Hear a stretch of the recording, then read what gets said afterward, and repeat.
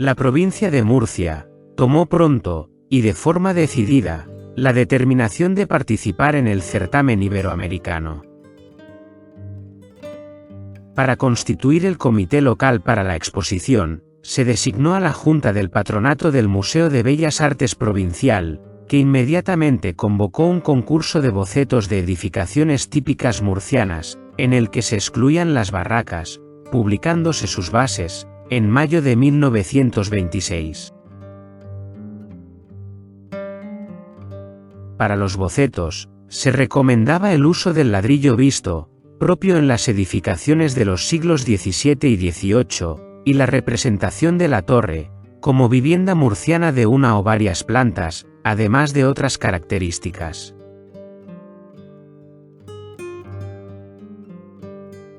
El concurso fue declarado desierto al no presentarse ningún boceto, convocándose uno nuevo, meses más tarde.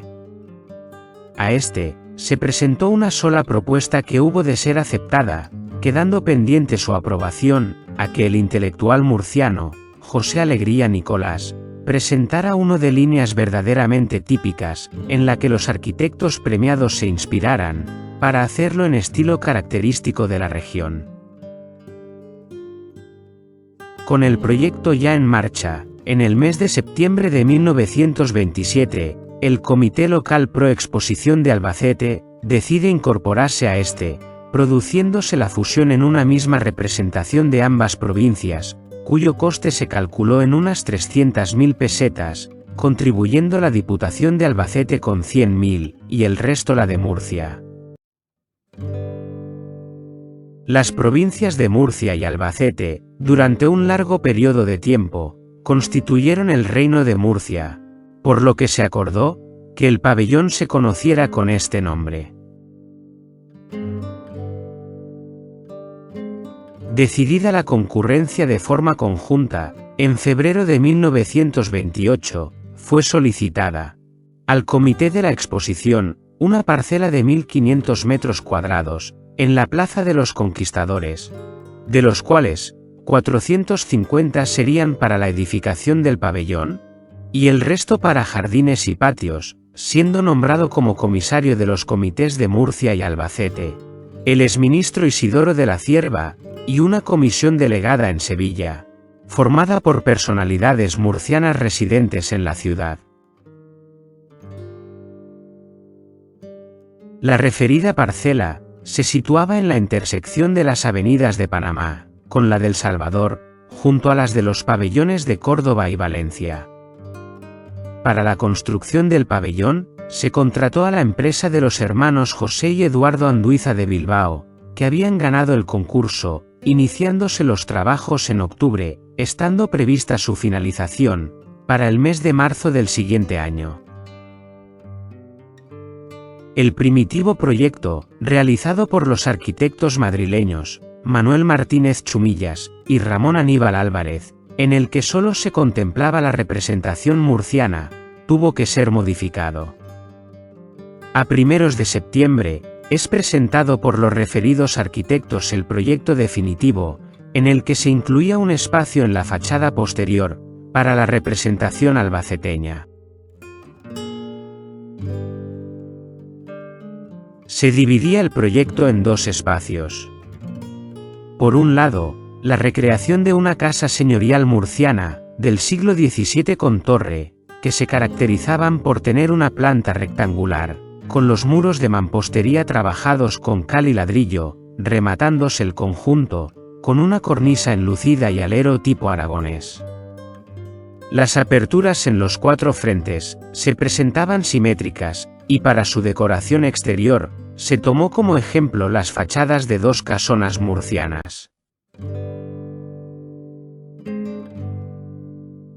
La construcción anexa tenía sabor manchego, y se inspiraba en las típicas de las aldeas de Albacete, con patio, corral para animales domésticos, y los almacenes para los aperos de labranza y grano. En el edificio, se diferencian perfectamente estos dos espacios. Uno correspondía a la casa torre murciana, donde se situaba la fachada principal, en la Avenida del San Salvador. Realizada en ladrillo visto, se organizaba con esquema barroco de 3×2, decorados con motivos geométricos los vanos. El ático se adornaba con arcos ciegos pinjantes, entre los que se alojaban ventanas cuadradas. De mayor altura que el resto de la construcción, esta contaba con 3 plantas, y 12 metros de altura, elevándose el torreón adosado, hasta los 14 metros. El otro espacio, correspondiente a Albacete, se inspiraba en las construcciones rurales manchegas. Era de menor altura, con solo una planta, con paredes blancas a modo de arquería, alrededor de un patio interior, que dividía ambos espacios. Con acceso independiente, a través de la llamada fachada de Albacete, esta se situaba en la parte trasera del edificio, frente al pabellón de maquinaria, coronándose con un frontón mistilíneo con hornacina. En ella, se cobijaba la imagen de la Virgen de los Llanos, patrona de Albacete, realizada por el escultor valenciano Ignacio Pinazo.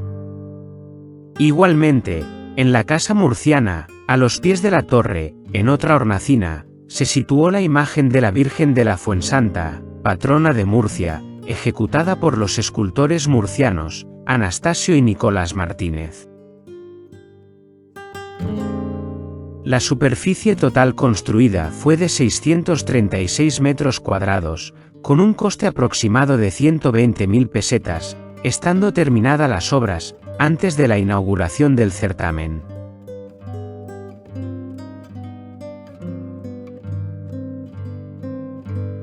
Desde la puerta principal, se accedía directamente a un amplio salón, decorado con los muebles típicos de la región.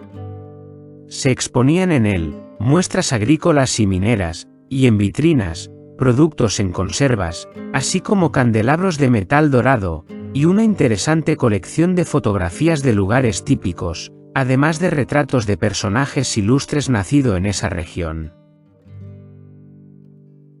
A continuación, se encontraba un espacio de distribución, desde el que arrancaba la escalera de subida a la planta alta, bajo la cual se ubicaba el tinajero murciano.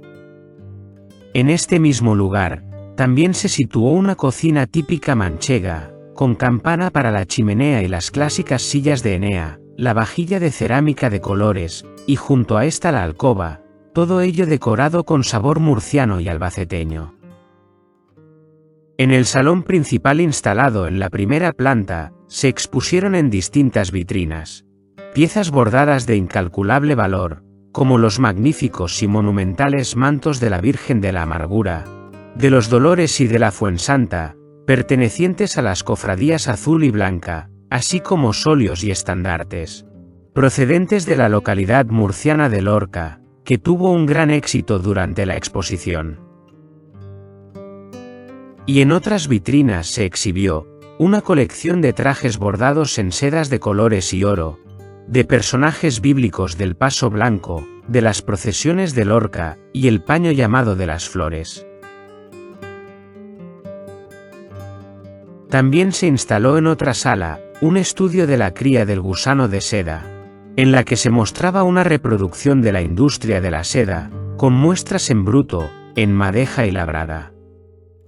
En la región de Murcia, era una de las principales fuentes de ingresos familiares, y marcó la estructura de estas viviendas. En la segunda planta, del artista cubano Guillermo Campohermoso, se expusieron varias obras, entre ellas un óleo con la figura ecuestre de Alfonso XIII, y otro del torero Joselito. Y en otra de las salas, se exhibió la antigua imagen románica de Nuestra Señora de la Arrixaca, de la iglesia de San Andrés de Murcia. El patio estaba rodeado por una galería con grandes arcadas y fuente central, donde se exhibieron unos magníficos ejemplares de ganado cabrío y bovino, así como carros y aperos de labranza. En unas dependencias anexas, se instaló un molino para moler pimentón y un diorama de una vista panorámica de Murcia. Según el catálogo, Tomaron parte 19 expositores, entre ellos el gremio de exportadores de pimentón, que presentó un extenso recetario de platos regionales españoles, que se cocinaba con este producto. Asimismo, se publicó una obra sobre las procesiones de Semana Santa de Lorca. La participación de los comités albaceteño y murciano fue muy activa, no solo con la edificación de su pabellón representativo, sino que se complementó con una exhibición cultural de gran importancia, en la sala denominada del Reino de Murcia, en el Pabellón de Arte Antiguo. Se mostraron más de 100 obras de artes, entre ellas un San Jerónimo penitente, y el San Juan de la Cofradía de Jesús, ambos de Francisco Salcillo, así como ornamentos litúrgicos, orfebrería y pinturas en tela y tabla. Para la sección del libro, de la Plaza de España, se aportaron documentos históricos de gran valor, como el repartimiento de Jácome Ruiz, y un magnífico ejemplar de fuero juzgo, del Ayuntamiento de Murcia. Y en el Pabellón de Industrias Generales, tuvo su sección propia, donde diversas empresas murcianas presentaban sus productos. En la parcela contigua al pabellón, que lo separaba del de Córdoba, se situó un jardín, con plantas y árboles traídos desde Murcia, complementándose con un cenador realizado con cañas, llamado Casa de Cañas Murciana. Su autor, Francisco Matás, necesitó miles de kilos de cañas y cientos de metros de alambres para esta instalación, de planta cuadrada y 2 pisos de altura, con cubierta a 4 aguas. 2 de sus puertas se coronaban, con los escudos de las provincias de Albacete y Murcia.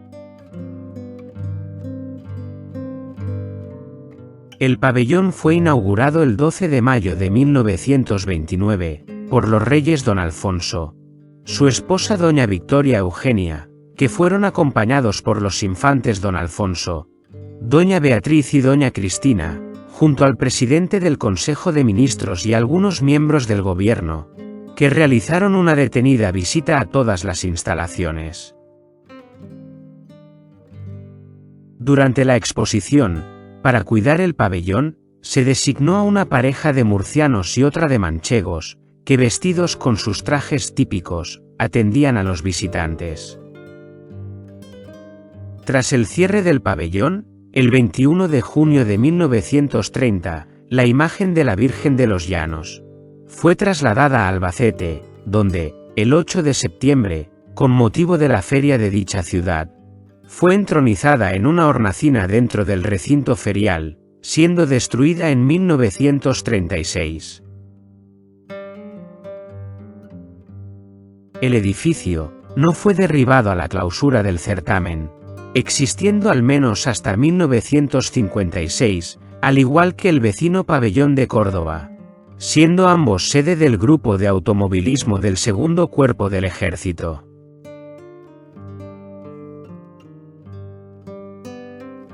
El pabellón del Reino de Murcia fue un ejemplo de la arquitectura regionalista, que unió varios modelos arquitectónicos murcianos del siglo XVIII, consiguiendo conjugar en el edificio la presencia de ambas provincias, mediante el uso de formas arquitectónicas y decorativas, con mayor representatividad en la parte murciana, que imita la estructura de un palacete o casa señorial urbana.